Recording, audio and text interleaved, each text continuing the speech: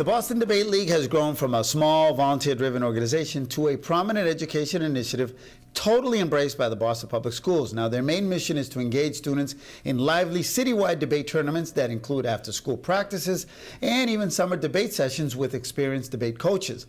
They serve, well, I think it's over 500 middle and high school students in 36 Boston Public Schools. They also do it in both English and Spanish, which is tremendous. Here to talk more about the Boston Debate League is Executive Director Mike Wasserman, and he's been here before, and Brighton High School students and Boston Debate League participants, Lybille, Rocher, and Barros. Welcome to Urban Update. Thanks for having us. Oh man, I'm excited, Mike, because a little preview, they're going to debate in a little while, right? That's right. Yeah, we're going to get like a little taste of debate. Exactly. So tell me a little bit what's going to happen this summer, because I know this is something that's like a year-long thing, right? Yeah, this is so year-round. So we this year we had 800 students across the city. Yeah. That, well, it's growing every year, so it keeps getting bigger, but that are involved in this. So over the summer, we have a 2-week debate camp. So students will come to Suffolk University, and for 2 weeks every day they're coming and engaging in real-world topics. So this year, students are going to be debating the federal government's role in K-12 education. Yeah. And then over the course of the year, we have practices every week, and then we actually run citywide tournaments throughout the whole school year where students can compete. I want to ask you a little bit about, what this does to these kids. I imagine, it gets them informed of what's going on, but just the fact that they can articulate and communicate and agree to disagree, right?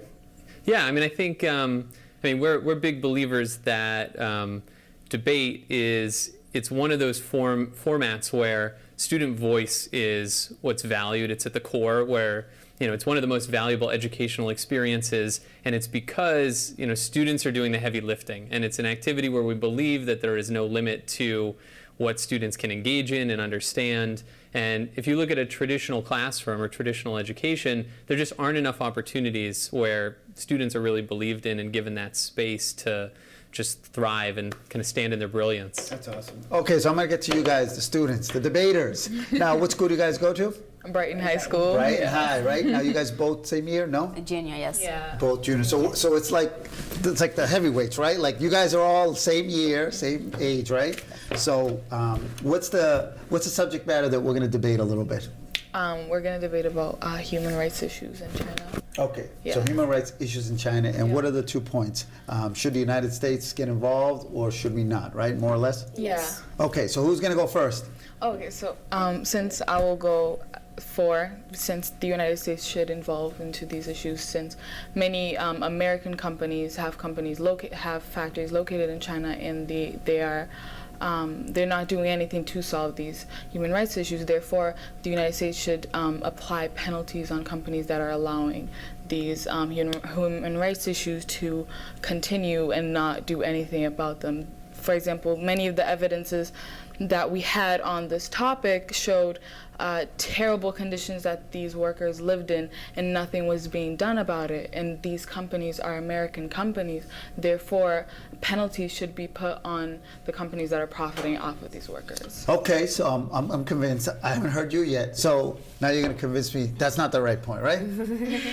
Or you have a different point of view? Yes. I believe that the U.S. shouldn't get involved in China at all, especially since the U.S. has a lot of problems on its own, and not only is the U.S. not trying to solve those problems, but at the same time they are trying to put sanctions on China, on those companies, yet at the same time they're essentially being hypocritical. The U.S. has massive violations of its own, and yet at the same time when the U.S. tries to help other countries, all that happens is not only does it not end up happening, but the U.S. also ends up creating a lot of problems in those other countries at the same time. So if the U.S. were to get into Chinese problems, what would happen is instead China would reject that help, especially since China does not want the U.S.'s help and does not need the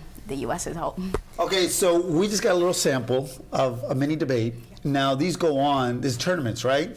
Yeah, so we throughout the year, right? Yeah, so our tournaments are half a day on Friday and all day on Saturday. So these guys would be debating for like an hour and a half at a time.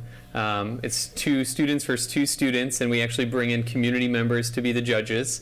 So you and I could sit in on the round and decide.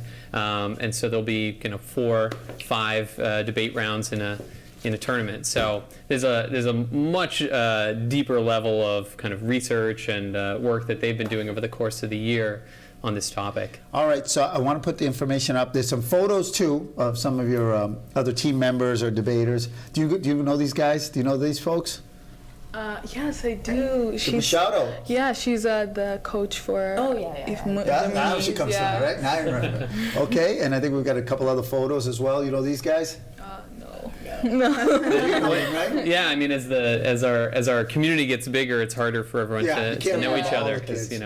But these are some of the guys, and I want to put up the information for this because you have folks who want to volunteer as judges. Yeah, we're usually looking for about 800 to 1,000 community members over the course of the year, and then, like you said, we have a Spanish language division where students can debate in Spanish. So we always need Spanish-speaking volunteers also who can judge those rounds in Spanish. I see that our director has raised her hand. Either she's telling me that segment's over or she's volunteering. Well, we'll take both. definitely take, but well, we're happy to keep talking, but we'll take the volunteers. She said both. She did one of these.